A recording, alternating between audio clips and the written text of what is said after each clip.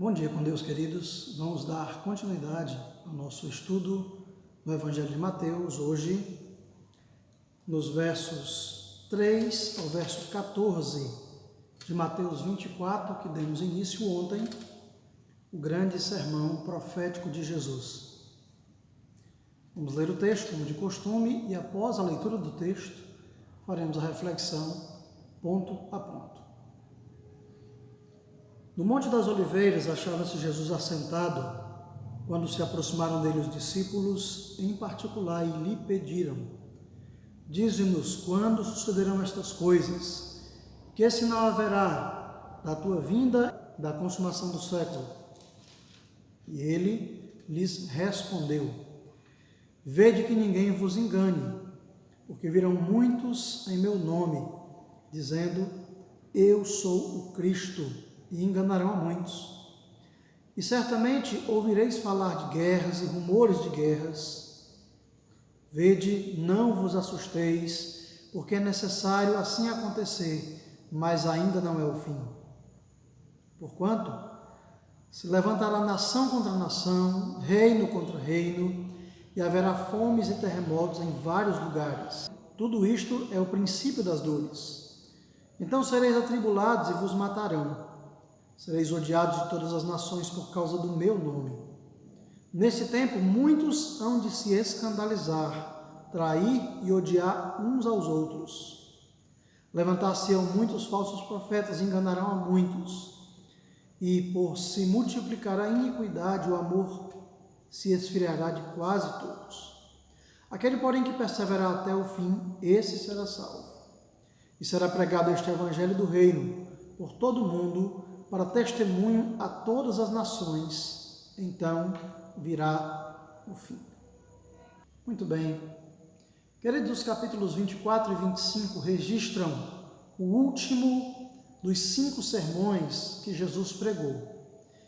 E como disse em nossa última reflexão, é um dos principais registros proféticos de toda a Bíblia. Jesus estava no Monte das Oliveiras, e o Monte das Oliveiras ficava em direção oposta ao templo e fornecia a melhor vista panorâmica de Jerusalém. Na base deste monte estava o jardim do Getsêmani. Aqui neste local, os discípulos interpelam Jesus com 3 perguntas. Quais são elas? Dize-nos quando sucederão essas coisas, que sinal haverá da tua vinda e da consumação do século. Queridos, na mente dos discípulos, este reino iria se manifestar imediatamente, ou seja, embora Jesus estivesse com eles e tendo dito várias vezes que haveria de morrer, de padecer, ser crucificado, eles esperavam um reino eminente. Não imaginaram que Jesus seria assunto aos céus e que esse evento, esse reino de Deus, iria demorar. Jesus, contudo, lhes responde às 3 perguntas iniciais no verso 3, com eventos diversos registrados, desde o verso 4 até o verso 35. O mestre falou de vários sinais. Que sinais são esses? Falsos profetas, falsos cristos, fomes, guerras, perseguições, morte, etc. Mas Jesus diz que é o princípio das dores. No verso 6, Jesus diz que isso não é o fim. E ele vai nos dizer no verso 8 que tudo isso é apenas o princípio das dores. E essa expressão, princípio das dores, a palavra dores aqui, refere-se a dores de parto. Ou seja, quando aumentar a fome, quando calamidades como terremotos estiverem cada vez mais presentes, guerras, tudo isso e tudo mais, essas coisas mostram apenas que a corrupção humana está cada vez mais presente. E é claro, esses são sinais de um mundo caído. Mas quando Jesus fala em princípio das dores, ele está dizendo que as coisas irão ficar bem piores. Haverá uma escalada de degradação, uma progressão da degradação. E isso tudo, esse aumento, são sinais de que Jesus está voltando para julgar e castigar a humanidade pecaminosa e para estabelecer o seu reino definitivamente. O verso 9 traz consigo uma triste, mas inescapável consequência dessas coisas. Os verdadeiros cristãos serão perseguidos, denunciados e presos. Sofrerão tortura e martírio, e Jesus diz, por causa do meu nome. No verso 10, Jesus afirma que muitos irão se escandalizar. Literalmente aqui, Jesus está dizendo, muitos serão levados a tropeçar, muitos tropeçarão. Ele nos diz que muitos que se dizem cristãos irão cair, irão odiar outros cristãos a tal ponto que eles vão fazer o que Judas fez, entregar seus irmãos de fé, serem desleais espiritualmente falando. Aqui, queridos, nós temos da parte de Jesus a prova de que muitos que se dizem cristãos, na verdade não passam de enganadores. O joio será revelado aqui. Veremos a separação do joio e trigo, cristãos e não cristãos. Aqui serão vistos os verdadeiros crentes, aqueles que de fato creem em Deus, aqueles que de fato amam a Deus, aqueles que de fato caminham e caminharão com Deus. Jesus vai nos dizer no verso 12, que à medida que a iniquidade aumenta, o amor por Deus e pelas coisas de Deus se esfriará. E este é um sinal de apostasia, ou seja, de abandono da fé. Quando você vê cristãos amando mais as coisas desta vida do que a Deus, fazendo desta vida o seu céu, é porque a iniquidade está aumentando e provocando o esfriamento espiritual.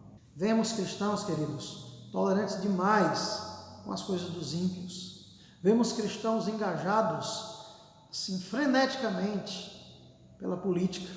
Vemos cristãos extremamente apaixonados por seus esportes, por seu time de preterência. Vemos cristãos preocupados demasiadamente com o trabalho e com o bem-estar da família. Vemos cristãos relativizando tudo. E essas coisas são pecados. É claro que algumas não são pecados, mas outras são pecados claramente. O que eu quero dizer com isso? Quando você está trabalhando para manter a sua família, quando você tem essa oportunidade, ou você está estudando para se aprimorar, para galgar algo melhor, para trazer conforto à sua família, isso é bom. Isso é aceitável da parte de Deus. Mas quando o trabalho se torna o seu Deus, quando o esporte se torna um motivo de brigas e divisões entre amigos e com a família, quando a política divide a família, quando a relativização das coisas começa a chegar em seu coração, ou seja, tudo é normal, aconteceu tal fato na sociedade, fulano traiu fulano, deixou fulano por fulano, tudo isso é normal. Quando você começa a ver essas coisas, saiba que isso é um sinal de apostasia e um pecado declarado, um pecado escancarado. Pecado, queridos, se constitui quando essas coisas se tornam mais importantes que a nossa comunhão com Deus e quando essas coisas se tornam o alvo do nosso amor, da nossa paixão, do nosso afeto, o centro do nosso coração. Quando é que nós vemos isso?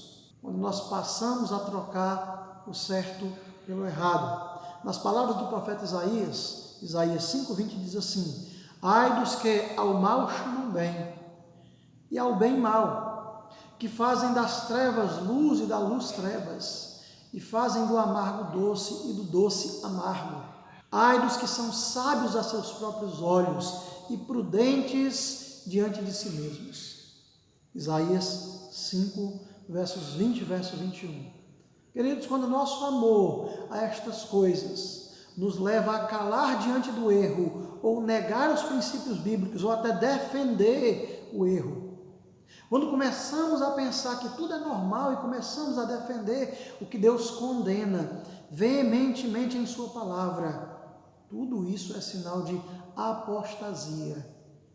Quem defende estas coisas não ama a Deus. Quem defende estas coisas não demonstra amor pela igreja de Deus. Quem defende estas coisas não conhece a Cristo. O que Jesus ainda nos diz no verso 13? A teologia reformada defende que os que perseveram são os mesmos que são salvos. O amor deles não se esfria. Deixa eu ler o verso 13 para você. Aquele, porém, que perseverar até o fim, esse será salvo. Queridos, a teologia reformada defende que os que perseveram são os mesmos que são salvos. Ou seja, o amor deles não esfria. Mas preste atenção, o texto não está dizendo que a nossa perseverança garante a nossa salvação. O texto está dizendo exatamente o oposto. Deus é quem assegura a nossa perseverança, a perseverança dos santos.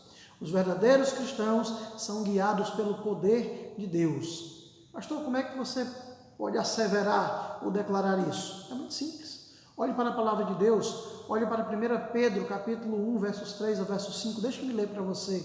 Bendito seja o Deus e Pai de nosso Senhor Jesus Cristo, que segundo a sua grande misericórdia nos gerou de novo para uma viva esperança pela ressurreição de Jesus Cristo dentre os mortos, para uma herança incorruptível, incontaminável e que não se pode murchar, guardada nos céus para vós. E mediante a fé estáis guardados na virtude de Deus para a salvação, já prestes para se revelar no último tempo. A palavra de Deus vai nos dizer ainda, nos versos 6 e 7, em que vós grandemente vos alegrais. Ainda agora importa, sendo necessário, que estejais por um pouco contristados com várias tentações, para que a prova da vossa fé, muito mais preciosa do que o ouro que perece e é provado pelo fogo, se ache em louvor e honra e glória na revelação de Jesus Cristo. 1 Pedro 1, versos 3 ao verso 7. Qual a diferença então? A salvação, assim como a perseverança, não repousa no esforço humano, e sim na graça de Deus. Não é porque você é uma boa pessoa que você será salvo. Não é porque você é um bom cidadão, uma boa cidadã, que você será salvo. A salvação pertence ao Senhor. E a evidência de que você é uma boa pessoa, um bom cidadão, uma boa cidadã, alguém que luta pela justiça, alguém que galga o que é melhor para si e para o próximo, como obediência ao mandamento de amor ao próximo, alguém que luta pelas causas justas, alguém que defende a verdade, alguém que sofre com o pecado, alguém que rejeita a mentira, alguém que sofre quando a mentira está próxima do seu coração. Essas coisas, queridos, elas são parte da graça de Deus sobre nós, parte da bondade de Deus sobre nós, da santidade iniciada por Deus em nós. Portanto, não repousa no esforço humano, e sim na graça de Deus, tanto a salvação como a perseverança.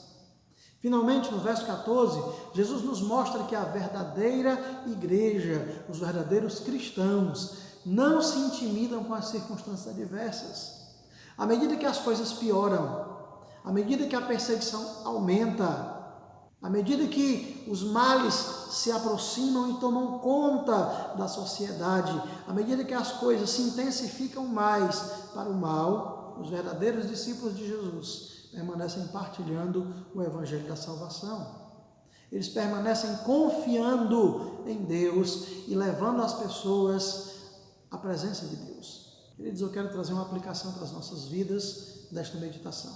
Se o seu coração está sendo tentado a relativizar as coisas, a olhar para tudo que está posto aí e dizer, isso é normal. Se o seu coração está efervescendo por coisas desta vida, por coisas desta terra, por coisas passageiras, se o seu coração está esfriando para a oração, para a leitura da palavra de Deus, para a comunhão dos santos, para o desejo por estar perto de genuínos cristãos, tema, comece a temer, Peça a Deus que modifique isso na sua vida. Esses são sinais de apostasia. E se isso não incomoda você, é porque você não conhece Jesus. É porque você não tem Jesus na sua vida. E você precisa de Jesus. Eu quero dizer para você, permaneça com Jesus. Permaneça firme aos pés de Jesus. E se você sente que não tem Jesus, corra para os pés dele. Vamos orar?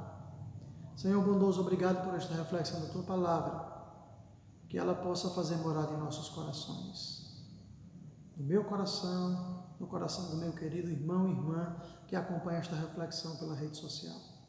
Ó Deus, esteja abençoando-nos com a bênção da fé. Dá-nos mais fé, Senhor, para que nós não venhamos a esmorecer. No nome de Jesus. Amém. Queridos, esse que vos fala é o pastor Marcos Alexandre, da Igreja Presbiteriana em Tauá. E se Deus assim nos permitir, amanhã daremos continuidade ao nosso estudo devocional no Evangelho de Mateus. Deus abençoe a sua vida em nome de Jesus.